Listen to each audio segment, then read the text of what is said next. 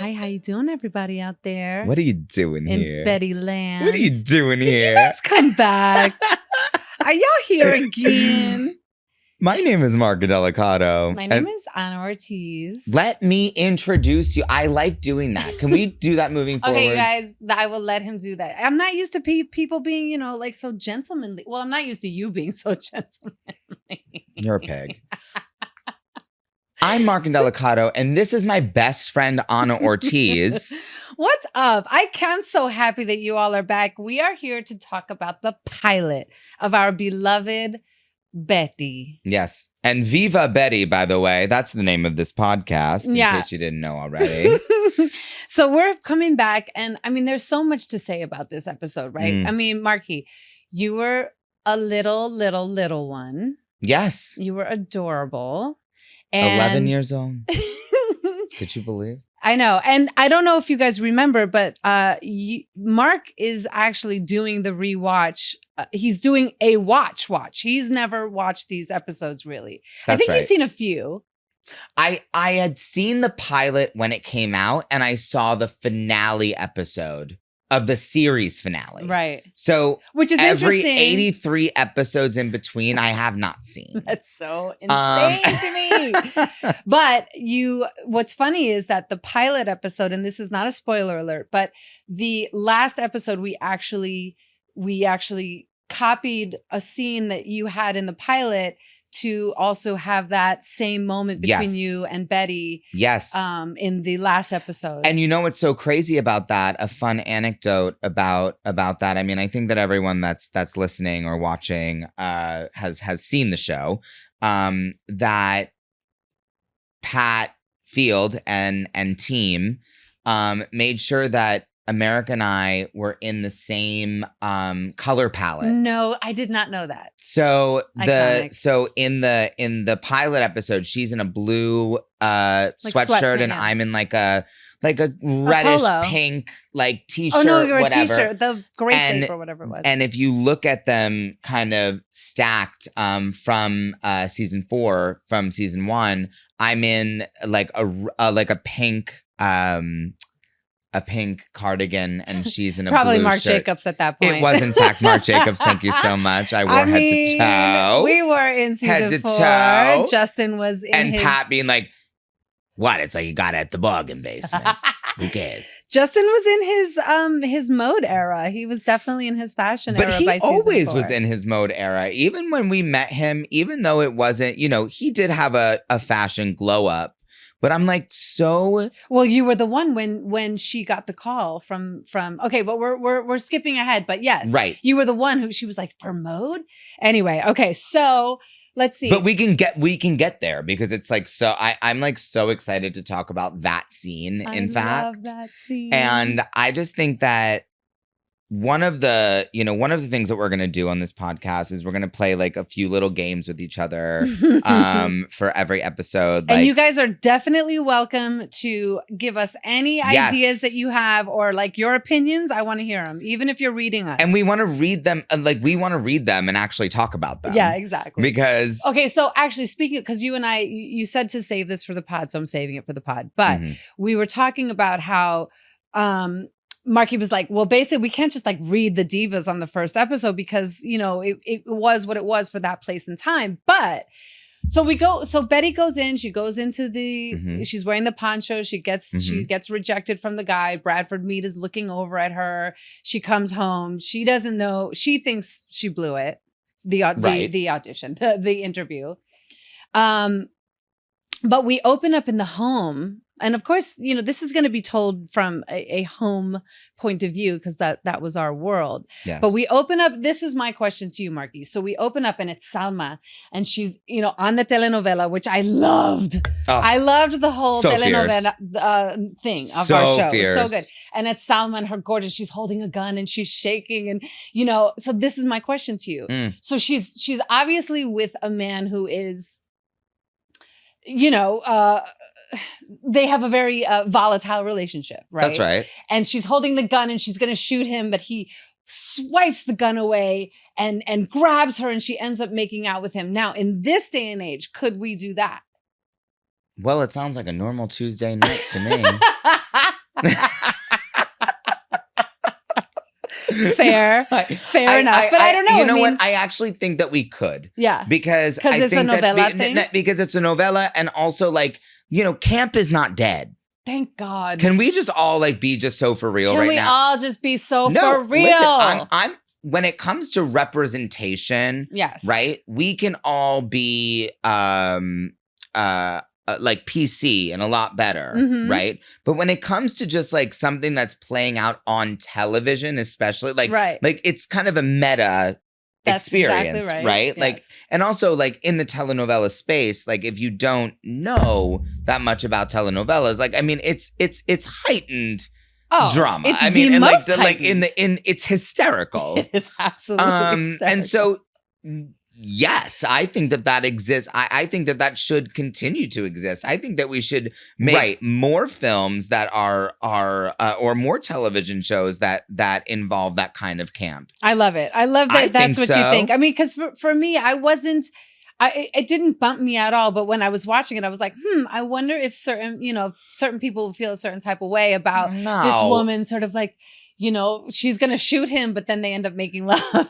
You know what I mean? Yeah, because that's hilarious. Right. It is high camp, and I think you're right. There is always a place in time. Okay, so that was my sort of like, do we leave it like in that period of time? I don't think that we leave it. I think that we actually need more of it. What do you guys think? I'm curious to know. Yeah, I would like to know what our listeners think about that. But the other thing is, you're watching it, and I tell you to come over and have some flan, and you're like, I don't want to have flan. I'm gonna get fat. And I say, it doesn't matter because you're a boy. It doesn't matter if you're fat. We could keep that in 2006 or 7. We could so keep that that stays. one. We could leave it. We could. You know leave what? it. But I'll tell you right now, if I'm not even gonna say if, when we do the Ugly Betty reboot, Hilda's not changing.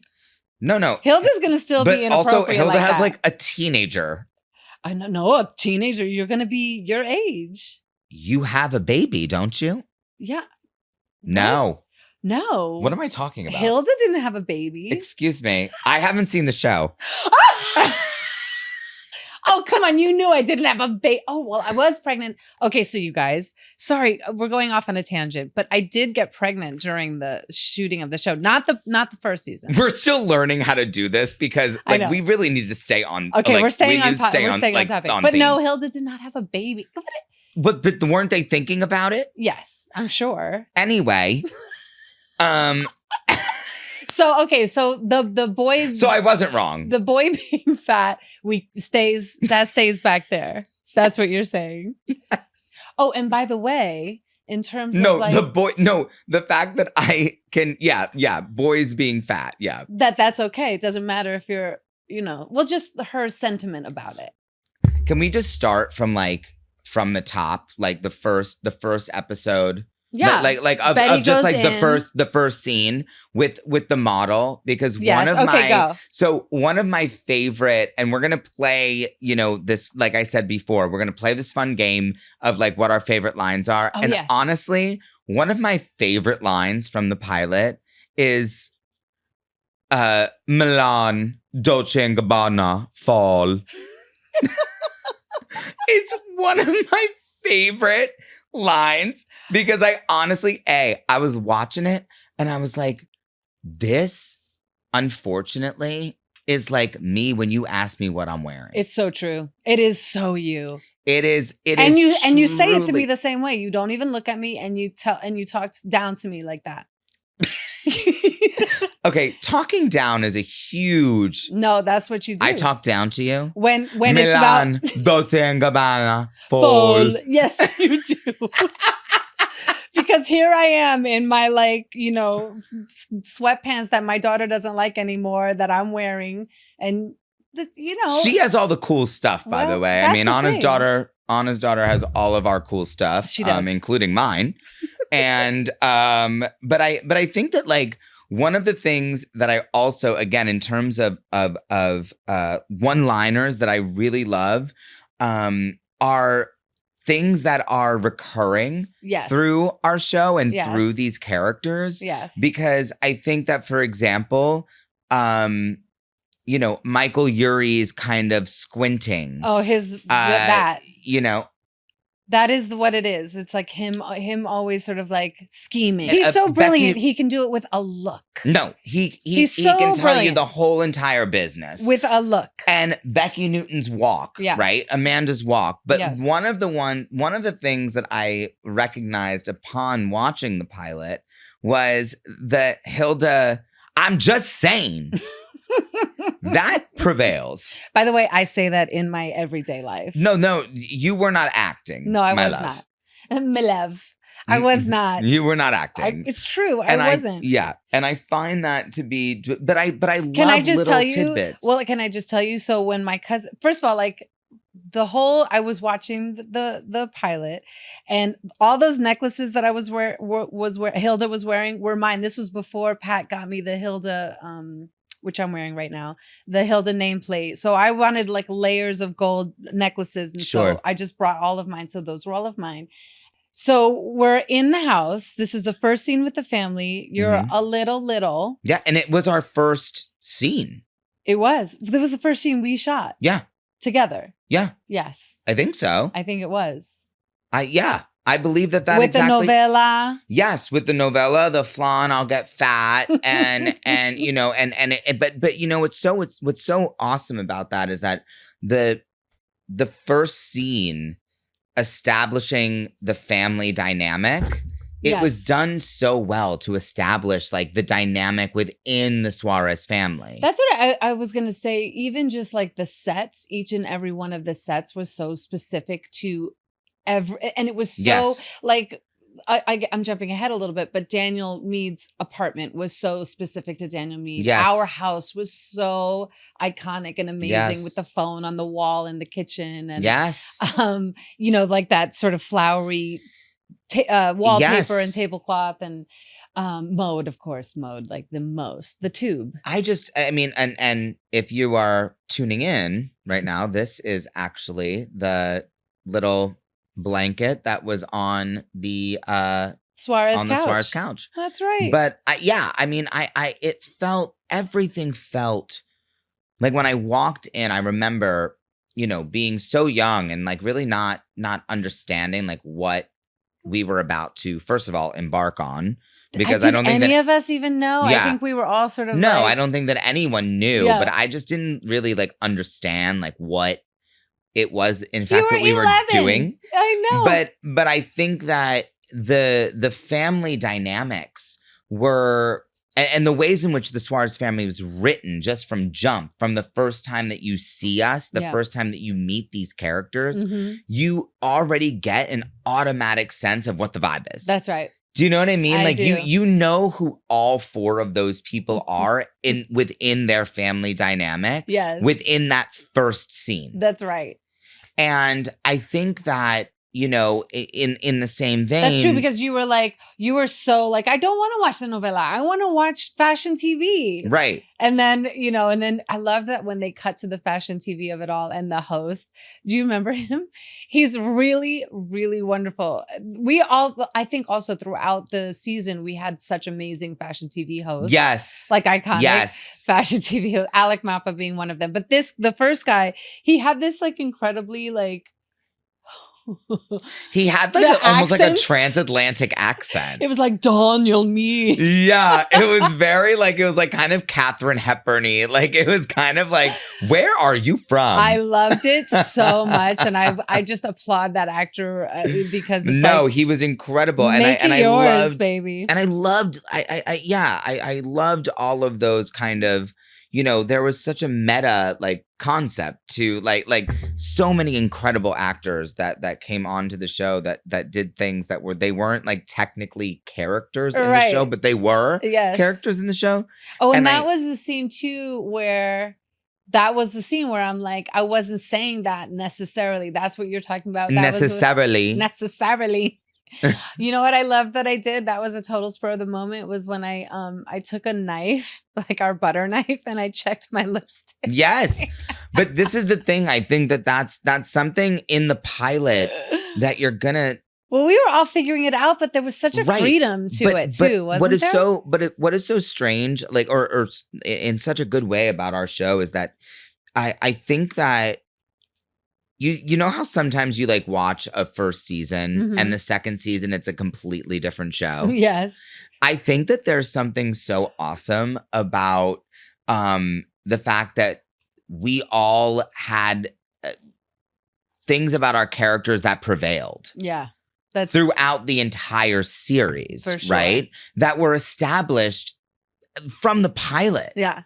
You know? And I thought like we had the most amazing director sort of at the helm. It was his vision. Richard Shepard. Yes. God, what a dream. What a king. Oh God. Also, like, you know, he has to Richard, you have to do our reboot. Yeah, well, you have to also come onto the pod. Thank you. You have to come onto the pod. No, but I mean, but it was all his vibe, his tone. I think Yeah. he really set the tone for us all, and he gave us so much freedom within these characters too. That's right. To just sort of like bug out and find our thing. Like, okay, so here's another thing. I'm sorry if I'm skipping ahead a little bit. First of all, Kevin Sussman comes in. We get to meet Walter. Yes. Who he's Incredible. like one of I'm so obsessed with him. I can't even begin to And tell by you. the way, can I just say that like now like watching television, it's like everyone copies Kevin Sussman. That's so right. Like everyone copies Walter. That's so right. Like, I'm sorry, like everyone copies a Kevin Sussman. But like there if can you want to only be be like one. the awkward like Yeah. boyfriend guy, like it's like that's Kevin Sussman on Ugly Betty. That's Sorry. right. Sorry. Hate to break it to Been y'all. Been done Been better. He's so, and again, like what you were saying with the character, like you immediately know who Walter is. Yes. When he comes in with that broken VCR, the mute button doesn't work. Yeah. But it's a return. I mean, we just immediately, and the fact that I was so, like that Hilda was so psyched that he was going to ask her to marry him.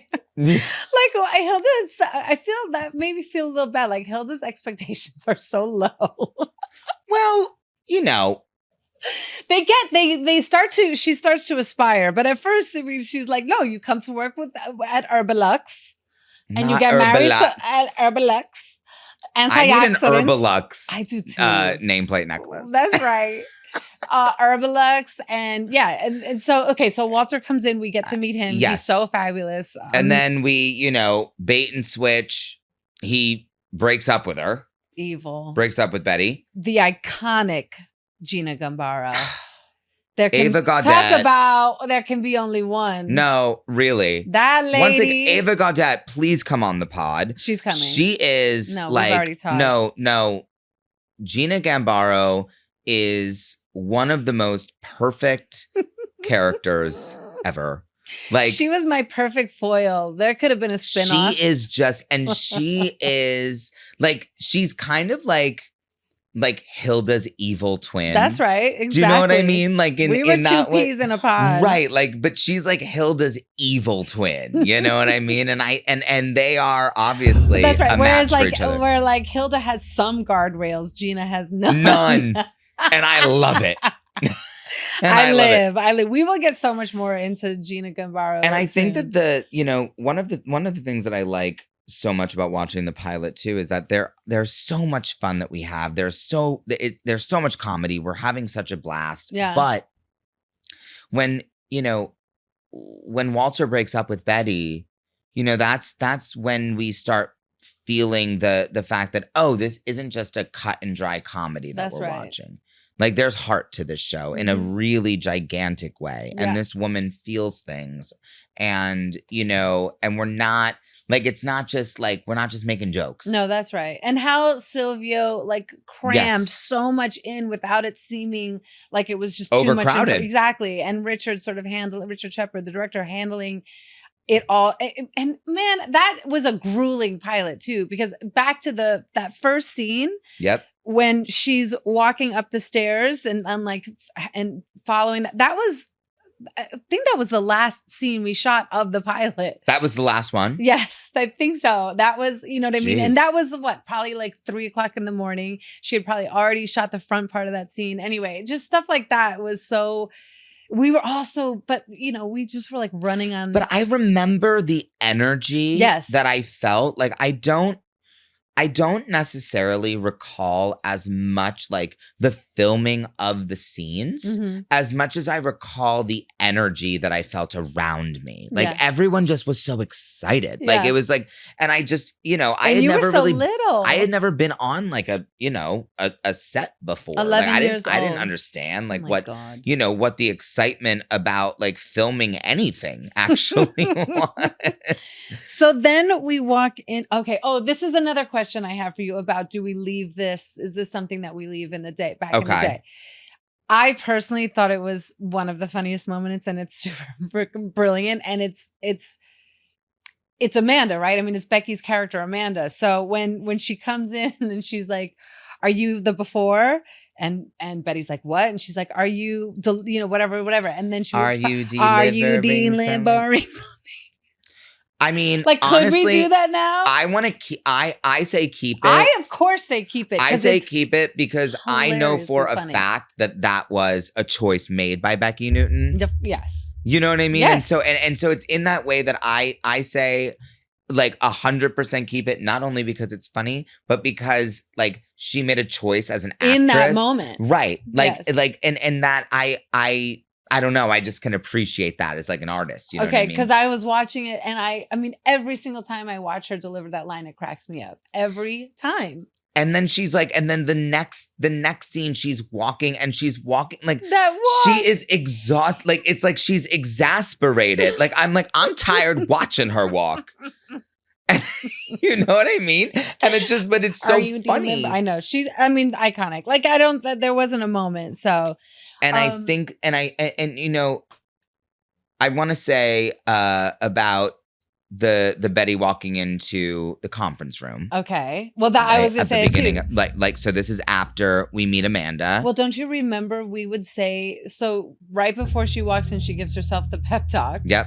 You are an attractive, intelligent, confident businesswoman. If I don't say that to myself every time I walk into audition right now, like today, like every day of my life. I need to start. I do. I need to start. I say it all the time. I don't ever say it, and maybe that's why I'm not booking anything.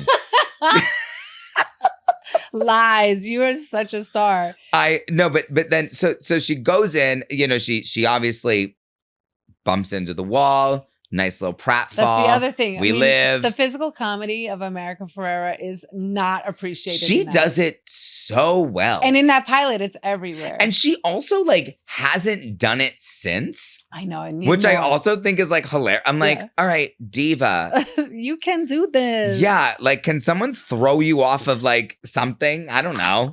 I can't exactly say what, but like, do a pratfall for us. Come on, bring us back. Take us back. You know what can't stay in 2006 or 7 is America Ferrera doing physical comedy. I'll say that. We got to bring that to 2025. Hello. That. Okay, so she walks in again. Okay, so now we're going to be doing favorite lines because this whole scene. Yeah, well, and this is, I think that this actually is, in fact, I know what you're going to say because I know you too well. He knows me so well. I know exactly what you're going to say your favorite line is. I say it to you all the time. You do. I'm hellaciously upset, Mark. And again, one of my favorite things, Michael Urie, like looking down, like bug-eyed. Yes, you know what I mean? It's like, it's not even the squint. The way that Michael Urie is able to use his eyes to his advantage is unreal. He's so he's so brilliant, and Mark is such an amazing character. I think we said that before, or I'm sure he said it a million times, is that he wasn't even supposed to be a regular, but he's so brilliant and so incredible and was such an easy, like he belonged there. And so they, I think his character was supposed to sort of be like replaceable. But he is not replaceable. Yes, but that was, I think that Vanessa, I believe, was the one that was like, keep him. Like, no, this is it. This is it. And I mean, and we're so very excited to like have both Michael and Becky on the pod. I just want to like talk to them about just what their experience was, because they have said such lovely things about us. I mean, and their experience is like working with us. And I just feel like, as many people that that we will have on the podcast or not, that we have such an amazing rapport, like such reverence for each other, you know? Such buds too. Right. But like I'm saying, like just such reverence for each other's work though. You know what I mean? Yeah. And I remember in speaking of that, I feel like when we filmed the scene that then became like kind of like the color palette copied in season 4, of me coming out with the chamomile tea with America. Chamomile? Yeah. Gay. So chamomile? Yeah. Gay. I mean. No denial. Well. I mean, you had no to find denial. it in your own time. Anyway. That I was so nervous to film that scene because I was like such a big fan of America. Like it was like she was, you know, we said this last episode, I said this last episode, like that was Carmen. That's from right. Sisterhood the Traveling Pants. Mm-hmm. Like this was not Betty Suarez. Like I didn't know who Betty Suarez was. Right. When we were making the pilot. Yeah. You know what I mean? I didn't know who Justin was. I didn't know who Hilda was. I didn't know who any of the like us clowns were, to be honest. And I was so nervous because there were so many lines. I just remember being like, oh my gosh. This is like a real scene. No, like I'm actually like, I'm going to actually have to act. I'm acting. Yes, yeah. You know what I mean? It wasn't like one flippant thing to say. Y'all, he was 11 and we were all swirling about. I mean, it was total chaos. A lot of this stuff was like, I think Terry told us, Terry Weinberg, our delicious mama and producer. She's sitting right here. She's so gorgeous. Let's She's be so for real. fabs. But she told us that there's that whole scene at the in the montage where there's like a Great Dane and it jumps up on America and she has to walk this dog. It's when Daniel's trying to get her to quit. That was guerrilla TV because they didn't have a permit. They didn't have anything. Yeah. They were just sort of like, we need to get this shot. And we just shot it. That's the other thing about shooting in New York too. Yeah. Or shooting in a cool city like that. That you just do it. You and you can fly just by the do seat of it. your pants about it. And for just, sure. 100%. That was, you know, our fearless director too. And Just Terry, like, we're getting the shot. And Terry also told us that the photo shoot scene where Betty quits was the first. That was the first scene she shot. The first day. That was her first scene of ever shooting of anything. Can you imagine? And she had to be in I actually cannot wild. imagine. I know.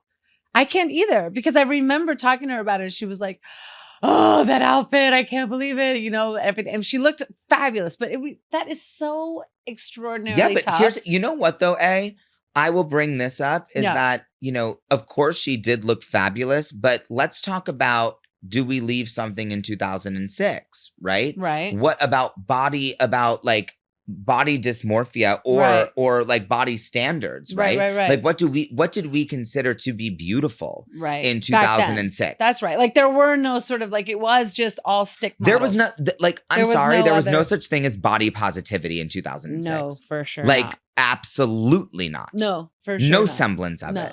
So looking at it now, like watching the episode, and seeing the fact that everyone's like laughing at America, like essentially like laughing at Betty, like calling her fat, essentially. I'm like, bro, she looks fabs. Love. Yeah, I know. She looks lovely. Yeah. I don't really understand what the problem is. But I think that there's something that's really interesting about that it's like, you know, we on this podcast as well want to have this kind of cultural like conversation and make cultural commentary of what do we leave there. But I think that maybe this is one of the rare times when we can say like, wow, we've actually come a long way. We could. Regarding the ways in which we view women's bodies. That's right. You know what I mean? That's right. Okay, so she's hellaciously upset. Purge this from memory, please. That's that. She goes on. We get to meet Christina. Ashley Jensen. For president. Like, fuck for the Empress of up. the Universe. Yo. She should run everything. I swear to God, Ashley Jensen should be president of the world. Of the world. No. We'd all be better off. No, I'm telling you guys, I'm starting a GoFundMe. Ashley Jensen runs the world. We hang with her a lot, Mark and I. We will travel over oceans to see that woman. We have, in fact. Even though I did get food poisoning. Well, that's another story for another time. But then I do remember I remember those two actresses, what were they called? Zelda and Nancy come in. And I think that had we stayed in New York, Zelda and Nancy, because remember there was the bizarro version of Sex in the City. Yes. And I would have loved to have seen the Christina, like Zelda her little and Nancy. posse. Yes. Yeah, exactly. Like because we went back and shot the rest of the season in LA, and those were two fabulous New York actresses. Okay, so then we go into a montage. I still think we give the best. Oh, you know what I did notice? What? On the montage is in Times Square, the big giant billboard of Diddy. Well, child, Girl. We couldn't help that. Girl. We didn't have a permit for her to walk a dog across the street. So I mean, we couldn't control the Times Square billboards. We leave that in 2006. No, we're leaving that. No, don't look at that. Don't look at that. Don't look at. No, look over there. I know that's really. It's like Sorry. No, leave that. We'll leave it. Okay, it's fine. And by the way, why are you even bringing it up? I just had to because it really struck me. I know everybody who's watching the pilot saw that and they were all like, "Oh, I know it." Okay, so then we go back. Anyway. So then we're at Daniel's. We'll get more into that later. You guys let us know. Yeah, bonus episode. So then we're at Daniel's apartment. His loft. That loft. Oh, stunning. You know that I don't live for an open concept. I do. So I love really a loft. Yeah. Well, your windows. jumbo loft it kind of right. gave when we lived in New York when we were filming season 3. That's true. That was so nice. Okay, so anyway, Amanda there looking like a snack. You know that I love a trench coat with lingerie underneath. And I remember her sweating that she was so nervous and so embarrassed. Which also, again, I think that one of the main things that we're going to talk about while we're making this podcast is the ways in which the women on this television program thought about their bodies. Oh, yeah. That's because of the ways in which we were culturally in 2006 to 2010. We have come, we've regressed culturally in a lot of ways, but guess what? We do not necessarily talk about women's bodies in the same ways that we did in 2006. That's right. Becky Newton. She was sweating. Putting on a bra and a pair of underwear. I mean, I can't. I have to ask her because I bet you she's psyched to have that now because she looked like a that emerald gorgeous. Green lace and green. Savage. I was like, and then the little flash at the end. And she said bye. I know. She said bye. She said bye. And then here comes the other one. What do you call? What about red roosters on the? I don't know. That was her code word. Red Yeah. No, but I mean, Becky Newton. Yeah. I mean, every single woman on this television show had a perfect body. Yes. Yeah. Because you beat yourself up about your body, and you did at the time. I know. By the way, I know. And when you watch the pilot again, you're like, are you like? Oh, yeah. She was snatched boot. Snatched boots. Nice big butt. Yeah, I loved it. The other thing was Gina Gershon coming in. I thought, first of all, her character's so bananas. It's definitely supposed to be sort of like a Donatella Versace kind of vibe. Right. Yeah. But as she does with everything, completely makes it her own. Yeah. And I didn't know what accent it was, but it was one that I wanted to live. Not Europea, period. It was, this is freaking joke, right? This is freaking joke, right? That's an iconic line. This is freaking joke, right? She was it's kind of giving Melania. Yeah. Oh. Isn't Gina, it? It's love giving you Melania so much. It's giving Melania her making out with the dog. Could never. Melania wishes. When Gina Gershon making out with the dog. Oh, it was so good. The dog's tongue fully directly in her mouth. It was so. And listen, I could commit to my craft. A dog's tongue's not going in my mouth. No, I'm being so for real. I know you are, but I'm pretty sure one of my dogs has had their tongue in your mouth. Probably Maggie. I'm just saying, people. He talks a good game. But I didn't make that decision on my own. That's that true. wasn't Maggie, a choice that I made. Maggie has no boundaries. Yeah, exactly. That's my dog. Right, okay, so then wait. So when does it? When do we figure out that Vanessa and Frenchie have like done this all on their own, and we see Vanessa in bed with him? I feel like that's when we discover that they're kind of hooking up. And did you know that, according to our delightful Terry, was Vanessa's first scene that she ever shot? You know what? Between America in latex for the first time and Vanessa in bed making out with Frenchie Poo. I mean, if that doesn't set the tone for what our show and is, I mean, really. I believed every second of it. Yeah, I believe anything that Vanessa Williams does. Are you kidding me? That's right. What are you talking about? That's right. V-dub. Girl. It's all about Okay, V-dub. so then she should be Empress of the Universe along with Ashley Jensen is like prime minister. That's right. And like Vanessa's like the queen. That's right. You know what I mean? Like a really gorgeous figurehead. Love this. I love everything about it. You guys, we are going to solve I would love the global to see problems. Vanessa in a crown. Ashley doesn't want to wear a crown. Ashley don't want to wear a crown. Exactly. She's Ashley the prime likes minister. A good suit made by Vivienne Westwood. Correct. That's prime what happens. She's an MP or a prime minister. All day long. Okay. Anyway. We solved the world's problems. So then... okay, so this is freaking joke, right? And he gets fired, and he's Bradford me doing Pilates, iconic. Period. Who was doing Pilates back then? Nobody. First of all, by the way, Alan Dale, good for you. Oof, because I mean, him. No, two takes of me on a reformer.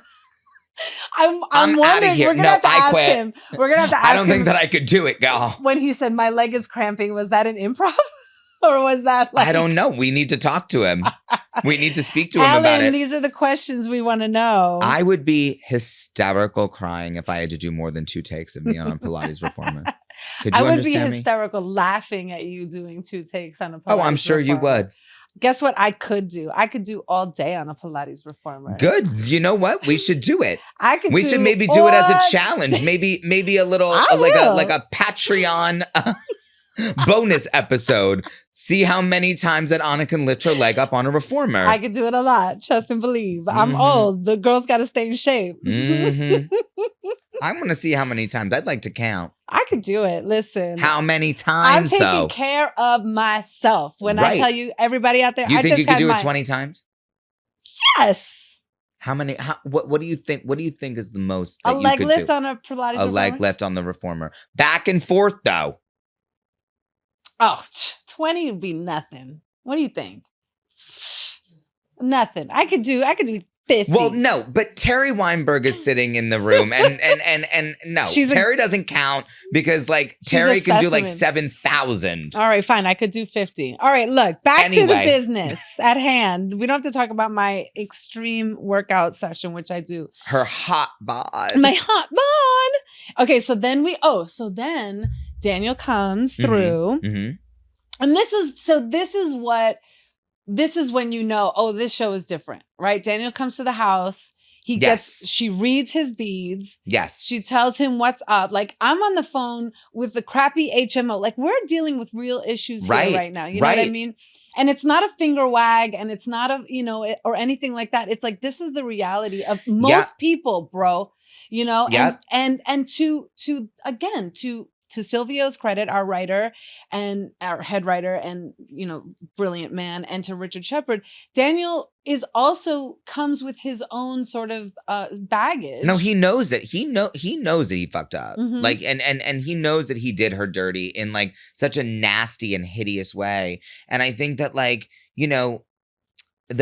I think that it's great that like we're talking about like, especially in the pilot, talking about HMO, we're talking about insurance, paying day to day, paying rent. Like, I have to help my family pay the rent. Right. I'm not, doing this, but he comes through with, look, I lost a brother, and so you immediately. Yes. He is extremely sympathetic, and that's such a credit to Eric. Silvio and to the way that Eric maybe has played it. I think Eric really could have come off as such a dude bro and such a douche. like weird finance bro. And there's such a nonsense, sensitivity to him, really. Like in real life too, he had just had a baby. Like, you know, I think Eric just really, like, we don't give him enough props, but he did such a beautiful job with that character, because he really could have been a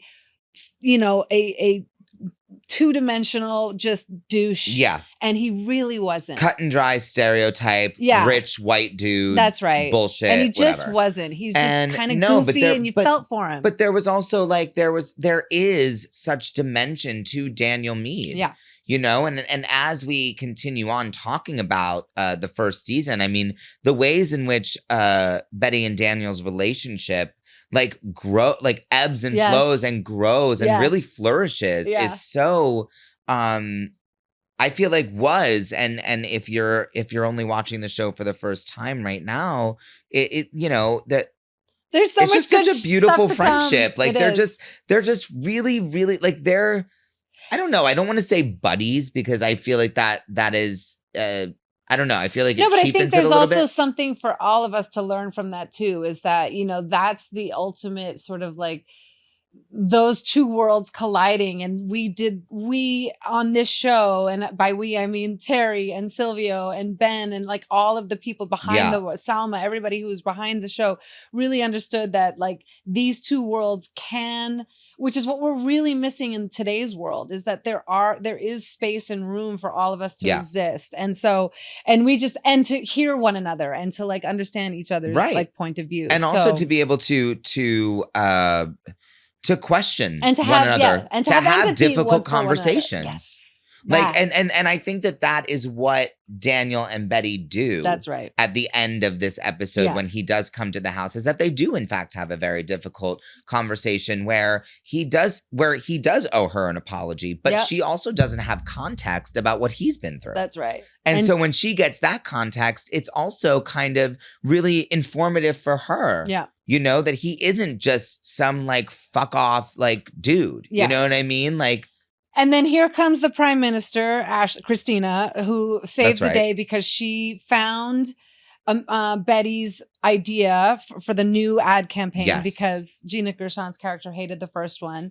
Yes. And so Christina ends up putting that on Daniel's desk, blah, blah, blah. They make it. They pitch the idea. Gina Gershon's character loves it. My favorite thing also about Gina Gershon putting the cigarette out on the table. What does she say at the end? Make sure one of them is biting each other or something. And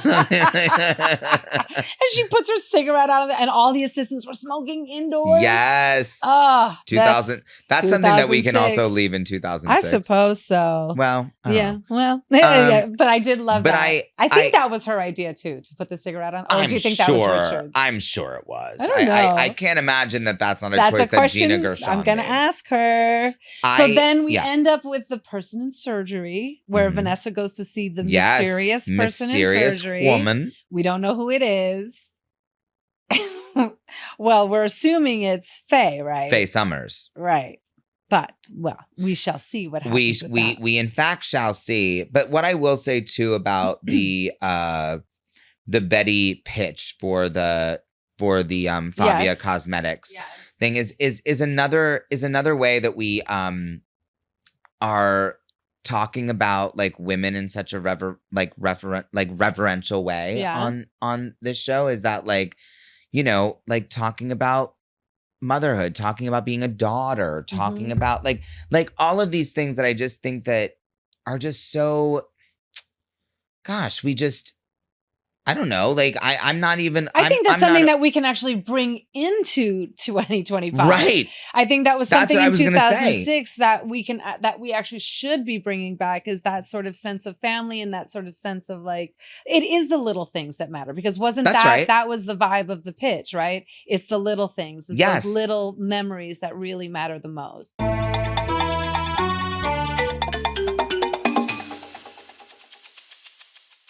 You know, when we said that we were going to try to have Richard Shepard on the pod? We don't try on this pod. We make things happen. We are doers, and we have made it happen. You're welcome, people. This is the visionary director behind the pilot of Ugly Betty. This is the one who set the tone, creating the entire world. I mean, this is the stuff. The reason we have the tube, the reason we have the vibe, yes, that we had, was because of this man, the king, the icon, Richard Shepard. Come on, what an introduction! Yes, I mean, I should always get that introduction. You should actually. I really you should. Deserve Can it. you guys just travel with me all the time? Yes. Not only that, you can just sort of travel with this clip. Exactly. And carry it along with you. That's right. Just show it to anyone who asks. Man, thank you so much for doing this, Richard. Couldn't be Seriously. more excited to talk about this show. It's so amazing. It's so amazing that I don't think I've seen you in a billion years. A billion years. Yeah. So, and there's so much to talk about, but I think what you need to know going in to this sort of thing is that Mark Indelicato has never watched the show. So we're doing the recap with him, and it's his first time watching. Wow. Yeah. And how I've seen the pilot. I've seen the episode that you directed. Yes.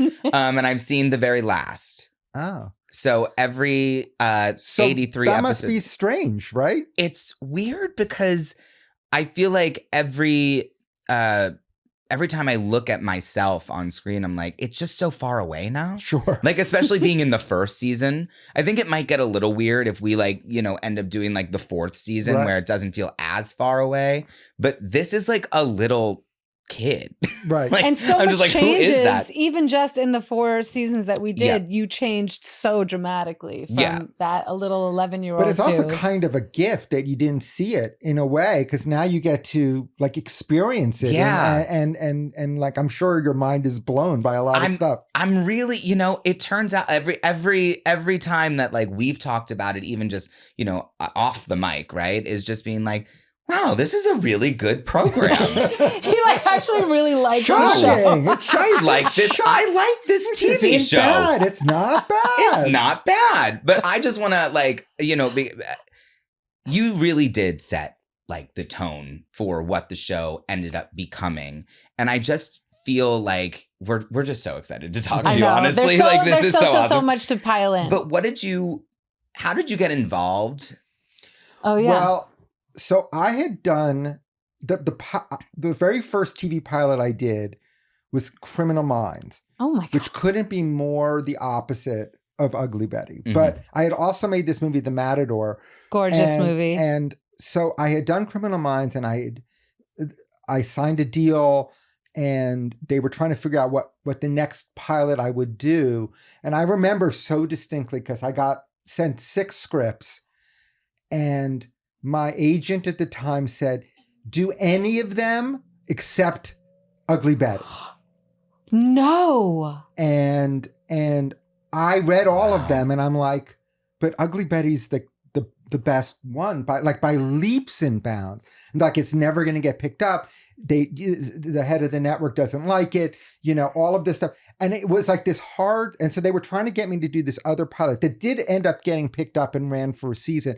And I was they were getting a lot of pressure to do this other one with a big producer. And I'm like, but it's like, and then I spoke to Terry, and I spoke to Silvio and Salma, and I was like, oh, you guys, this is the show. Mm-hmm. And I could see it so clearly. I could see that the show just had so much possibility because it had like real heart, but it also was funny, and it had 2 different worlds, the world of the office and the world of the home. And it seemed like, hey, this is and I was also like, I'd like to see this show. That's the thing, right? It's like, I want to watch But, this. as you guys, I'm sure, have talked about, the original show that this is based on had like a supermodel playing Betty, right? But wearing glasses. And so she would be not attractive, or whatever. And as soon as I heard, and America was already attached when I came on, and as soon as I was like, oh no, this is the only way that it can be done, because this is now there's a real person, right? And so it just became, it kind of became inevitable in a way. And Silvio and I just saw eye to eye on what kind of show and what tone, because tone is so key is everything to this show. And it was not like anything else on TV. No. Because there was a camp element. I was just going to say, it's so campy, but it's also there's a heart element. Yes. And so like that combination was just not around at the time. And so. Or since. Silvio and I specifically I remember sitting at the farmer's market starting to go through the script and we were both like making each other laugh. And every time I asked a question and I felt like he sees the same show, and that made it so much easier in a way, because we were able to, going into casting, going into design of the show, going into, every possible thing. So, well, we'll get into many things, but when you're doing a pilot, you're not only casting your cast, but you're casting the look of the show. I mean, the look of the show is so iconic. It's such a huge part of the show. And that was something that we talked about with Mark Worthington about the design of, these two disparate worlds, the mode offices and the Suarez home. And that was one of the things that he said was kind of towing the line between fantasy and reality, especially obviously in the mode offices, Well, we wanted, I was just, what I didn't want was to have the mode offices be this like bright, amazing place. And then we would get back to the house and it would be sort of like, that's the house. Who wants to be at the house? Yeah. I was like, if the house doesn't work, it doesn't work. Then it's an office comedy. And also, like, how many Latinos do you know their house is like, meh? Right. Well, so that, which Worthington also talked about. But I was like, let's make a house that we want to spend as much time in the house as we want to spend. So that was like, but it can't be cartoonish. We have to figure a way to get color and light and, and when you're doing a pilot, you're on practical locations. You're not building any sets. So we were looking for this mode office for weeks, because every office was just an office. And so Mark and I and we would just sit there going, what can we do to make this office interesting? And we were driving locations people nuts, nuts. And finally we walked into this office downtown, and it had the orange things. It had everything that makes that set incredible was there. And I remember sitting there with the DP Vanya and myself and Mark, and we were like, finally. And like the locations guy started like tearing up because he was like ready to kill himself, kill me, take out everyone. He was so frustrated. But I was like, this is it. This is it. And I remember like Silvio couldn't have been happier. And I remember being in the van, driving, feeling great, and then getting a phone call basically saying, we can't afford this. We cannot afford it. It was just this, and we all sat in this car, and the depression, it wasn't like we had a backup. Right, exactly. It was like, this is it. This is it. And we've been looking everywhere. So now we're trying to like lift ourselves up and be like, well, this other office we could do, that we could paint the wall. But we got it. We fought for it. We fought for a lot of things. Like this was a situation, Terry and Ben and Silvio and myself and Selma, we were united in trying to make this the best pilot, because honestly, we knew it was a risk. We knew it wasn't a slam dunk. We knew the head of the network didn't love the idea. So we're like, we just have to be the best. Right. If we're the best, they have to put us on. I mean, I feel like that's such a through line of the show. First of all, the fact that we got, against all odds, the people like you, people like Worthington, who were sort of, everybody said like, oh, no, don't do this. Because Worthington had the same sort of story. It was like, his agent was saying kind of like, no, but we still, it was the story, and it was whatever it was about this show in particular that we were able to get you know what I mean? That you were the one and you fought for it. I think I've told you this thing about your audition. Tell. But this is one of those things. This is like, I just got chills thinking about it, because it was a time when people were auditioning live, right? So it wasn't on tape. It was like two people would come into a theater. It was such a weird thing for television. But it was like a little mini theater, and it was already a lot of issues with the head of the network who, like, if he was in a bad mood, would not accept anyone. And if he was in a good mood, he'd take anyone. So it was like, we were always like, can we bring the people we like in today? And they're like, yes, today's today. And we had to bring in 2 people for every part because they wanted to be able to make a choice. Right. But by bringing 2 people, we had to accept that maybe our top choice wasn't going to be their top choice. Right. And if you're in a good situation, you can make arguments for and usually get what you want, but it wasn't a guarantee. And so we had to bring in 2 people, and there were 2 people we brought in, and you were the ringer. You were not our choice. You were our second choice. Are you serious? Hold on. This is going to make you happy though. And you came in and you gave the greatest audition I've ever seen in my life. In my life. And I was like, because I had been talking to Sylvia, like, she can't be it. We have to use this other girl's, it's it. She is it. This is tea. And then you came in and you didn't just win the part. You owned the part. And it was like, oh, well, we're idiots. And she's got it. And it was like unanimous. It was like done. But It was one of those great situations where, like, we were wrong. Oh my God, my heart is literally pounding. That is incredible. Look, I never did the theater thing. No, because you were back east. This was all in LA. Oh, it was all in LA. Yeah. Okay. This was all I was like, wait, who did I go up against? I love to hear that. That is incredible. But it's true. I mean, you I feel like we were all meant to be. It was very much that. And this pilot had that shining bright light of luck. Not every pilot does. Yes. It was just the right group of people at the right time. I mean, so many things that are iconic with the show just didn't happen. Like that, the set of Mode almost didn't happen. Betty's glasses. I mean, we could not find those glasses. Tell this, because I don't think we've told this yet. We took the glasses off our costume designer, Pat Field, P.S. And by the way, onto America Fair like 3 days before we shot. Yes. I remember being like, "No, that's it. Sorry, we're taking your glasses." Like it was like one of those things, like crazy. Yeah. And I just think that sometimes what goes wrong is that people aren't communicating they want different shows and they don't know how to communicate it. And this was a case where if you got what this was and you were part of this team, then you understood it. You understood it tonally, you understood it cast-wise. And, we got actors who could be funny, but also found the reality and the heart to it. Mm-hmm. Those things were incredibly important.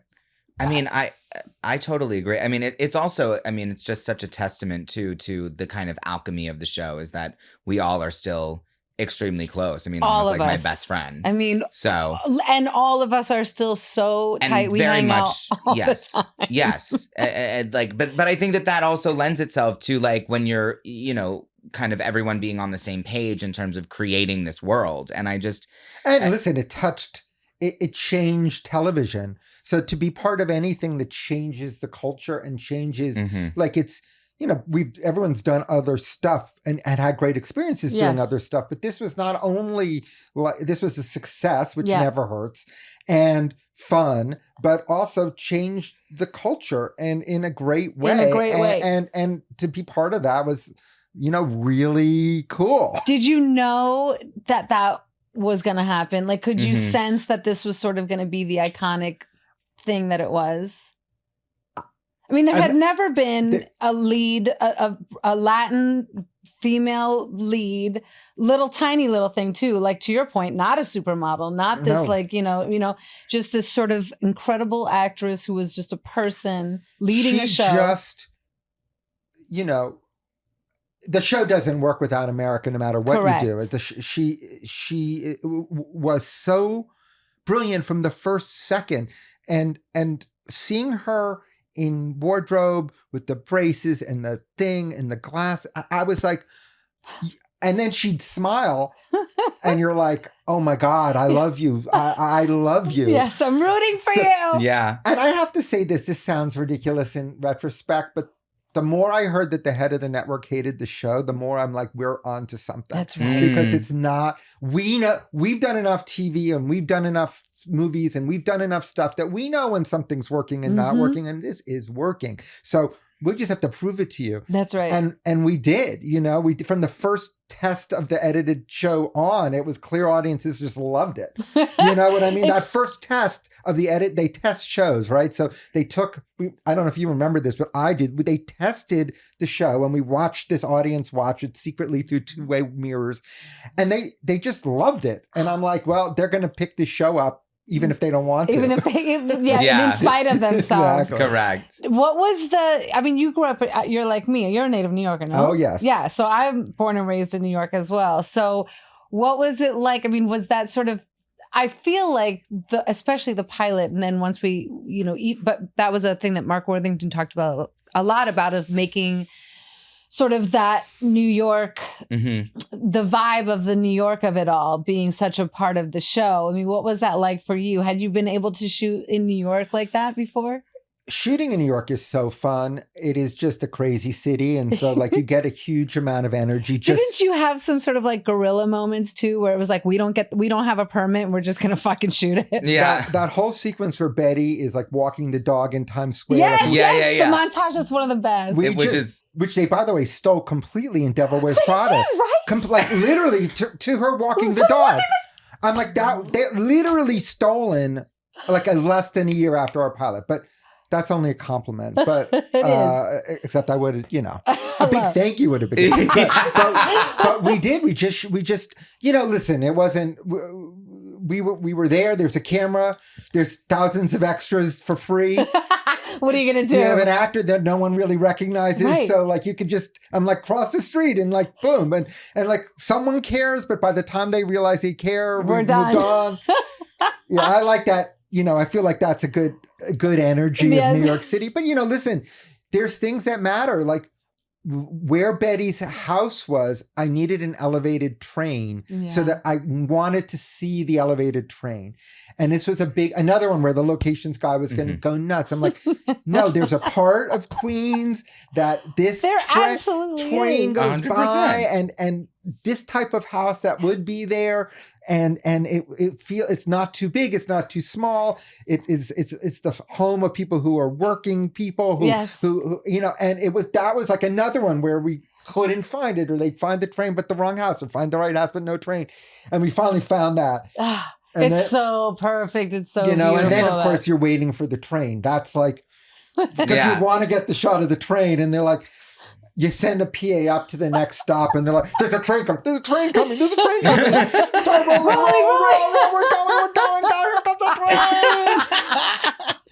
I mean, one of my greatest memories from the pilot is shooting that scene with Betty on the stoop with the. It's an iconic scene because they, you were so good. Had you done acting before?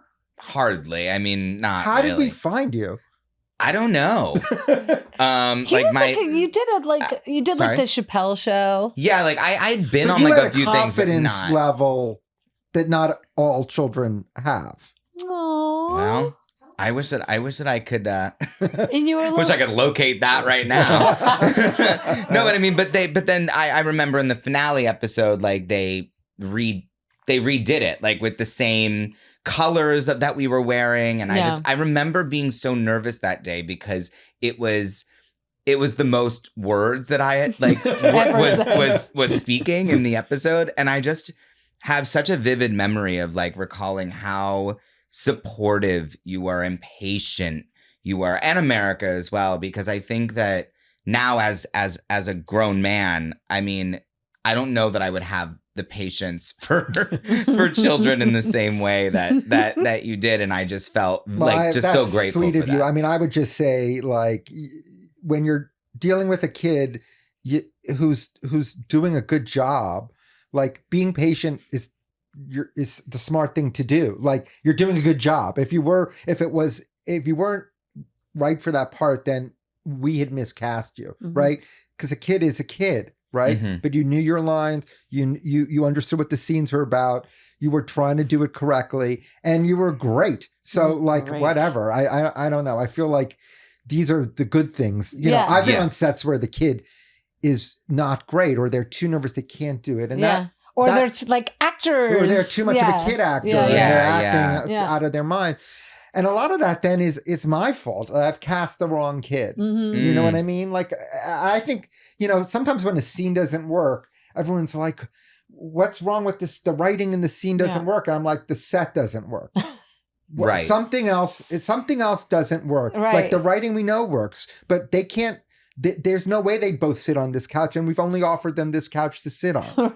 Right. So, and they like, so a lot of work of directing is thinking about those things, like what is going to make this scene work on every level. Right. I'm a big fan of like, make sure the guy who's playing the waiter, who's putting down the plate of food, looks like he'd be a waiter in the restaurant that they're at. That's right, exactly. Because that's if they don't, then yeah. the actor is automatically sensing bullshit. And can I say that? Yes, of course you can. I don't know what the rules are. I know. Oh God, rules, fuck the rules. There are no rules All right, here. fair enough. Fuck the rules. But, well, to that point, I mean, we had a huge cast, Yes. and the way that I feel like we spoke about this in the recap of the pilot. I knew who each character was at the pilot, and I don't think I've ever watched a pilot before or since that's happened. Like every single one of us had a moment where it was like, I know this person, but we or said that person is fully realized. but in the table reads, yeah. like that. It was like that even before the glasses and the braces and all of that and all of whatever our like accoutrement was, like before you were dressed like Hilda, it was very clear that like that's who you were like, you did one of the table reads in a white sundress, darling. But it was like, it was undeniable, like who these people were. Sorry, but continue your question. think, I mean, was that difficult because it was such a huge cast and each one of us did have sort of. It was a big cast and it was a talented cast. Yeah. Silvio's script, which had been developed for a long time and had the tires kicked of it, was a really strong script. In fact, one of my comments was, the pilot feels like we're done. Like I was like, this could be just done. Like it feels like a movie. If we added 30 more minutes, we would have a movie. It's like she gets the job, she gets the thing, the boss likes her. Like things are like, wow, the house is saved or whatever. Right. So everything got worked out, and I was like, should we be doing this? But the good news of that was that it also felt like the characters were so rich. It didn't, and clearly Sylvia and his writers and the producers saw the rest. They saw all the future that can happen, but they're like, oh yeah, these characters can just keep going, which they did for, really strongly for 4 years. It never felt like anyone wasn't. We could have gone longer. We could have gone longer. Did the once the pilot was done, because there was so much sort of, push back against sort of the show. As you've mentioned, I mean, it was surely not at the top of anyone's list. Even so, you said that the test be. people watched it and liked it, but did the network finally, like, did they ever? Were there notes? Was there still pushback? We didn't get a lot of notes. I mean, the pilot was too long. Back in the day when you just did network TV, it had to be a very specific. I remember in the edit room with Terry Weinberg and Silvio and the editor cutting frame. There was a shot where these birds fly up in Battery Park near downtown, and it was a gorgeous shot, and it started super wide and came in tight, and we were like, we needed to be like 42 minutes and 30 seconds. And we were like 42 minutes and 34 seconds. So I'm like, all right, I'll trade you half a second of birds fly. Like, it was like the most painful amazing things that you have to do. But can't the Cheerios commercial just be 4 seconds Exactly. less? Yeah, exactly. Exactly. I mean, it was so crazy. But,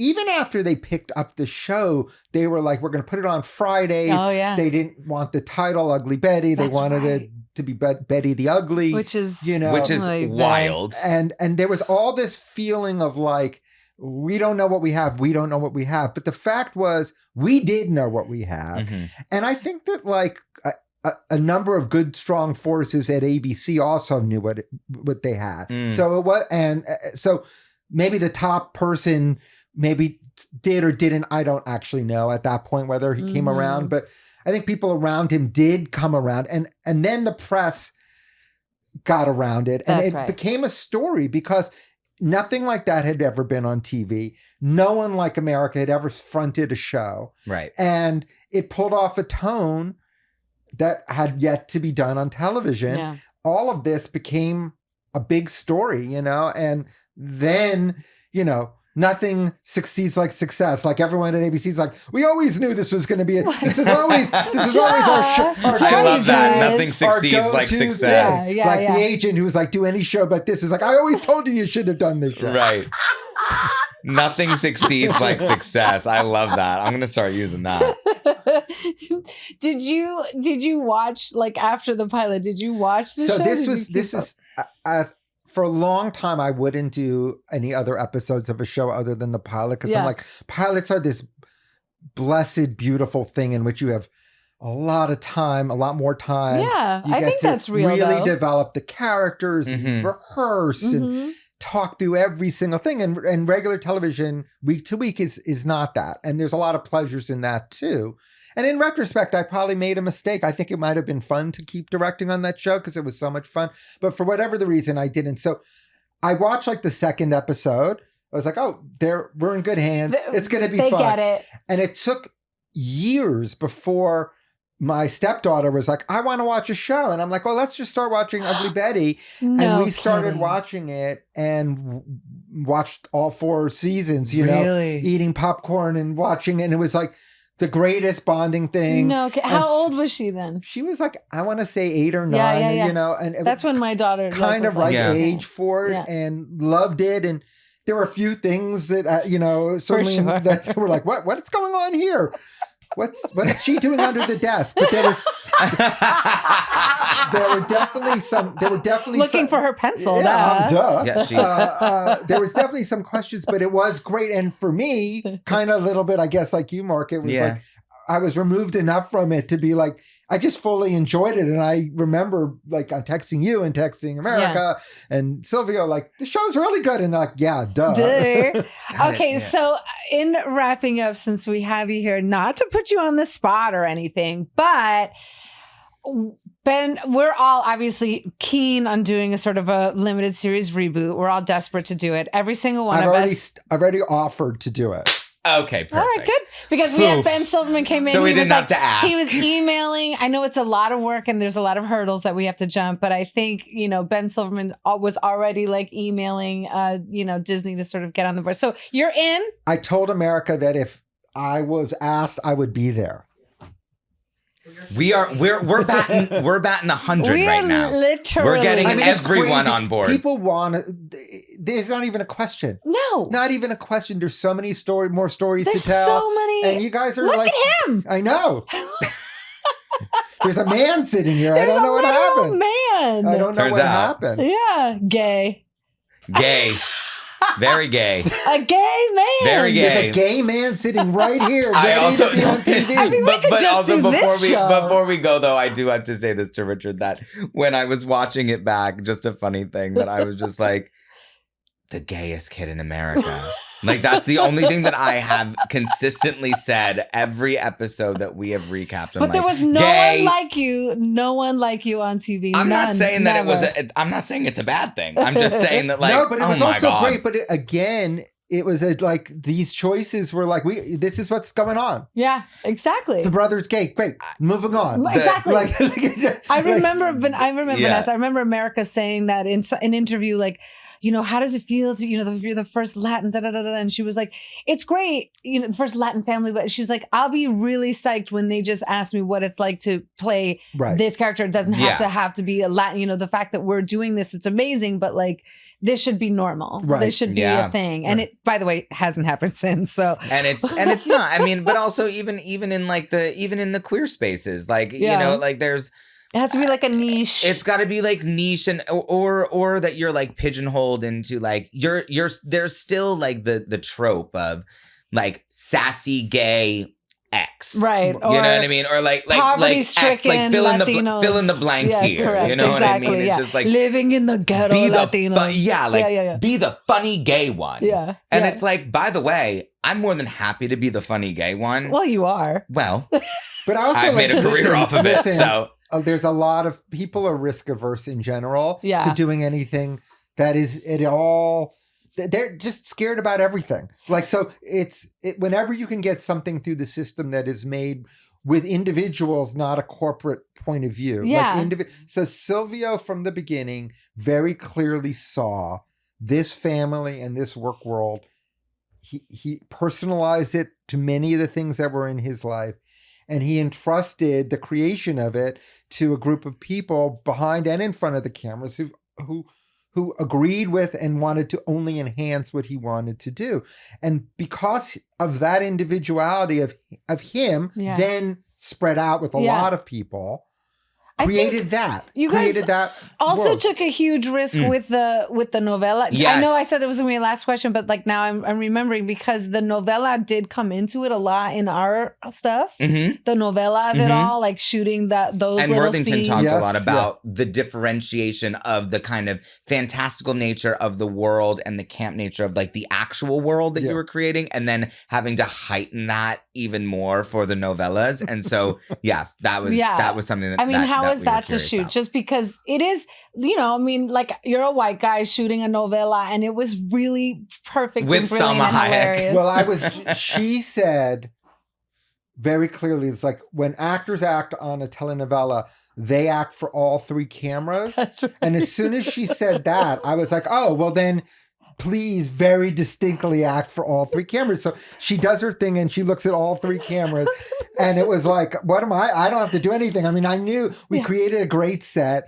It was a perfect little scene. She was dressed perfectly. And it was, it was so, and we had three cameras going. So it actually was so easy. I didn't even realize that there were three cameras. We got an extra camera so that we could get that three camera look. Yeah. But it was great. And, it helped to have her tell, Well, for sure. Well, it helped to have her do it. Yeah. Yes. It's like the most perfect thing in the world. No question. But it did go throughout, and it was excellent every single time. That conceit of having the novella come into it was super to me fun. And that was something that lived on of like starting on the novella and like the and pulling out. It was so specific to me. I mean, I grew up in a house where the novellas were on to volume 11 all the time in the house, and it rang so real through the campiness, through the craziness, through all of it. That was a really beautiful sort of like touch and tribute to us, I think, as a community. It just was it was just a great thing to see because it was just so normal. Like you said, it was just like he's watching his novellas. Right. That's what you do. You know what I mean? So we waited a little bit for hair and makeup. Oh, on that note, I know this is not a question that we were going to ask you, but I'm going to ask you anyway. The first scene that America shot was that photo shoot. Yes. Oh my God. So that's crazy to me because that's a huge scene to shoot. Yeah. I can't imagine. Was it because Vanessa was coming in late? Well, have you talked about the Vanessa? Yes. We do. But we've gone in. I mean, that was a situation in which, when she did the table read and she read it like this, I'm going to Daniel, you're not going to be the editor of the magazine. It was I couldn't believe it. I was like, what's happening? It was so the actor who was cast, because basically we were told we should cast her because it would make the head of the network happy. It was really bad. She'd been good in other things, but she was really bad and she wasn't going to get any better. And I got really scared because I had all these visions of how the show should look. Yes. And then I was like, oh, but I'm going to have to shoot her like you shoot a dog. Not that she is a dog. No, I'm not saying that. But how you shoot a dog, which is that you have to shoot it and close it, and maybe there'll be a moment where the dog will look and it will work. And I'm like, but she's the bad guy. Like, the show only works. Correct. Die Hard works because Alan Rickman is the greatest bad guy in the world. In the history of ever. But we can't have Lassie be the bad guy. Like, it can't happen. it became this battle. And I remember the studio didn't want to replace her. There was all this politics because of the head of the network. Sylvia and I were freaking the F out. Yes. And I mean, in my recollection, the way it happened was we had several expensive locations at the beginning of the shoot. Some of our most expensive locations, including like the dining room at Mode and the I forget what it was, right. but several of the most expensive ones. And we were shooting on film back then because it was before digital. Hello. And we had to send that film from New York to LA to get developed to then be brought to Daily. So it would have been 2 to 3 days before the network saw the Daily. Holy and shit. once I realized that, I realized they're going to fire her after they see her, but we'll have shot 3 days. So we're going to have to reshoot all of her shit. All of this, which is going to be so expensive because there are 3 most expensive locations. Mm-hmm. And I finally was like, you know what? I'm sick of talking to the creative people about replacing her. And I went to the financial people and I literally was like, guys, this is $350,000. You're going to have to redo again. You're just burning this money because on Wednesday, when you see these dailies, you're firing her. And that got her replaced. And Vanessa flew in, literally arrived, I think at early morning, yes. Went to set. We had cue cards because she had just gotten the script, I think, upon getting off the plane, and shot that big boardroom scene was her first scene. God. But yes, we did shoot that scene at the photo shoot early. And one of the reasons we did was that I like to start with something incredibly challenging because I feel like it ups the ante for everybody on the crew. Like you do it, you finish it, you feel great. You've like really proven yourself, and you're also explaining to everyone this is how we're going to work. We're not doing the easy road. We'll do the more complicated road. I love this life lesson, everyone. Truly, I think that is so profound. That is profound. That is actually and also setting brilliant. the standard of like what it is that you're expecting, like the quality of work. And all, for expecting. America, that was a really it was hard for her, but she was great. She's was great. But you know what? I think that honestly, like, yes, it must have been hard as your first day, but honestly, like the way that she had to kind of emote in that scene in terms of her embarrassment and humiliation. Listen, and just go for it. Listen, you're going to have to get it there anyway. And she had it in her. It was clear she did. I mean, it was clear from moment one of meeting her that she was an actor who was going to deliver. That's and right. so it was, and even Eric had such a moment too. Eric, it was not an easy day. Yeah, I mean, he had a whole scene where he had to like sort of be this dick, and then he had to like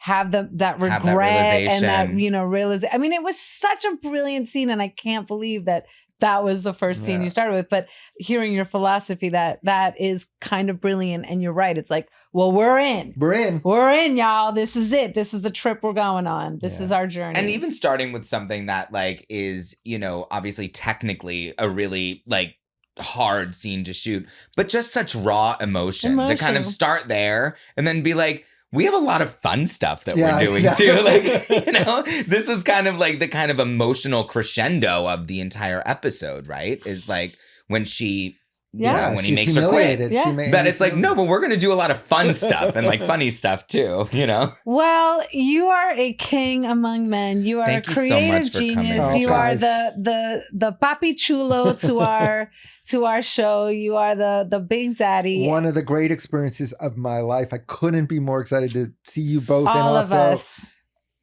Terry, and to feel part of something that, has stood the test. People are still talking about it. Still talking about it. It has changed television. And I can't wait to be on set with you for the reunion. Oh, movie. You guys get ready. Gosh. It's happening. No, it actually is happening. No, it's not a when.